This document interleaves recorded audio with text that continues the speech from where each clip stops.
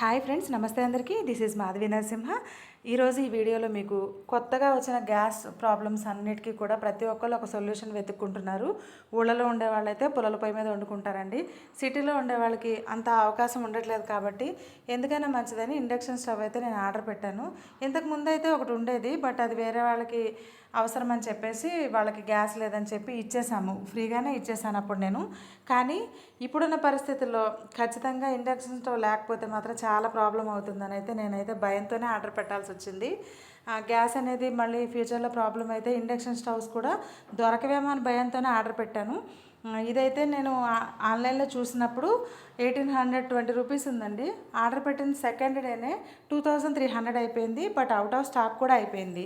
దీనికి అంతా కూడా మనకి అన్ని మోడ్స్ ఇచ్చారనమాట. కుక్కర్లో మనం వండుకోవడానికి, పాన్ పెట్టినప్పుడు, లేదంటే అట్టుకి దోశకి తవా పెట్టినప్పటికి అట్లా ఫ్లాట్గా ఇచ్చారు. పైన కింద ఇండక్షన్ బేస్ ఉంటే మాత్రమే మనం దీని మీద వండుకోవాలి. మీ అందరికీ తెలిసిన విషయం అది.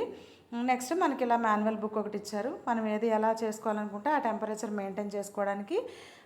ఇదైతే సేఫ్ సైడ్గానే నేను పెట్టానండి.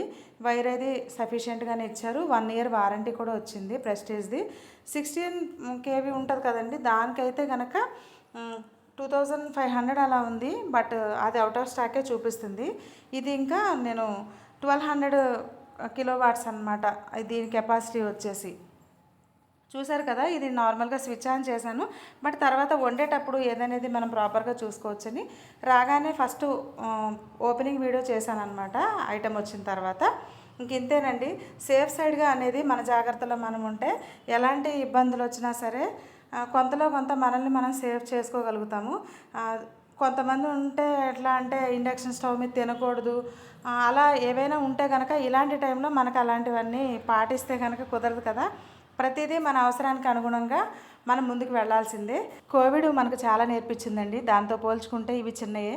అందరూ ధైర్యంగా ప్రతిదాన్ని మన తెలివితో ఎదుర్కోవాలి. దీంతోపాటు నా దగ్గర ఎయిర్ ఫ్రైయర్ కూడా ఉంది, ఓవెన్ కూడా ఉందండి. మరీ అంత ప్రాబ్లం అయితే రాదని నేను అనుకుంటున్నాను. బట్ మన జాగ్రత్త మనం పడడం మంచిది కదా అని తీసుకున్నాను. Thank you for watching.